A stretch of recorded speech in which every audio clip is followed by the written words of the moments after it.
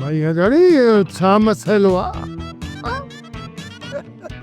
वेठी रही है जी ओ बेवाही माई रेलवे स्टेशन ते वेठी हूंदी आ बुध यो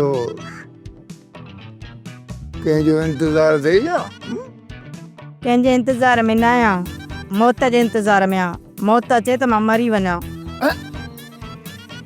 यहाँ नौबत आई वरी की वरी को नओ प्रॉब्लम थियो जा नूरल जी ज़ाल मौत जी मुंतज़िर इन्हें नूरल नोरियड़े तोखे सट को ॾेई ॿार घर खां कढियो अथई क्या इन जो त सॼी उमिरि इहो ई कमु रहियो आहे।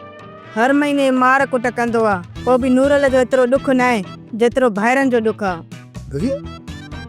वरी उन्हनि छा कयो नूरल त घर मां बेस्तो करे कढियो, पर भाइरनि त बीहण ई न ॾिनो। ईअं त भॼी मुड़ुसु करण वारनि सां थींदो आहे। मुंहिंजो त चइनि माण्हुनि जे साम्हूं निकाह थियो आहे। अच्छा पर हींअर काॾे वञण जो इरादो अथई पर ॿुध वाड़े ते हली रहा आहियां पर उते छा आहे त वाड़े ते छेड़ा कन कढी वेठा आहिनि माण्हू सुठो कोन सम्झंदा सुठो कोन थो मूंखे बि शौक़ु कोन्हे जो मां तव्हांजे वाड़े में रहां। मां मुंहुं करे काॾे न काॾे हली वेंदसि। ॿिए पासे छो थी वञे मामाणा जो स्टा ते उन पासे निकिरी वञे मामनि जे वञण लाइ भाड़ो खपंदो। मां वटि त 150 आहे, गाॾी में पिनदंसि आहे। पैसा पैसा खोड़ पैसा काॾे आन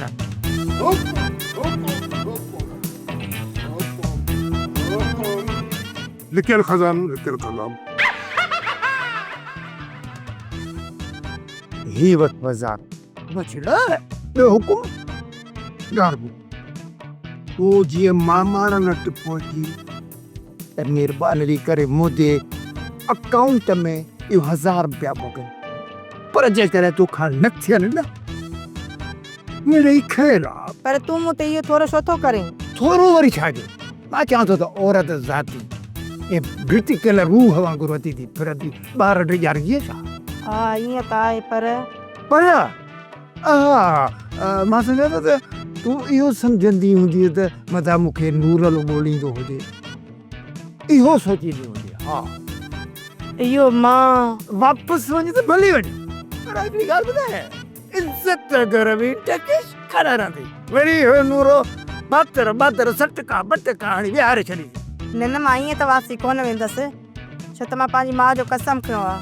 शाबाश ओही हे लफ़्ज़ बस इन माउ जे कसम ते कायम रह जा मूं न जो कोई 1000 रुपया ॾिनो त मां किरायो करे सिधो ॻोठ वञ न त हे ॻोल्हींदा वठंदा सही आहे, मां तुंहिंजा पैसा वापसी मोकिलंदमि। नंबर ॿुधाए छॾ।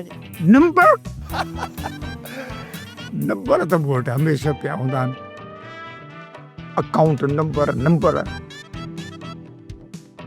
इन करे मां खीसे में रखियो वठंदो आहे मथां कंहिं माईअ खे मुंहिंजे मोबाइल नंबर जी ज़रूरत पए इहो नंबर ठीकु आहे, मां हिन नंबर ते पैसा मोकिले छॾीसांइ। ॿुध रुगो पैसा न मोकिलिजांइ पर कॾहिं हलो हाय त कजांइ न छाजी हलो आहे? मुंहिंजे चवण जो मक़सदु इहो आहे त जंहिंमहिल ख़ैरियत सां पहुची न मामणनि ॾे ॿुधाए चए त मां ख़ैर ख़ूबीअ सां पहुची वई अकाउंट में पैसा पहुचनि त सम्झी वञां त मां ख़ैर सां पहुची वियमि और तव्हांजी महिरबानी। न का ॻाल्हि अची महिरबानी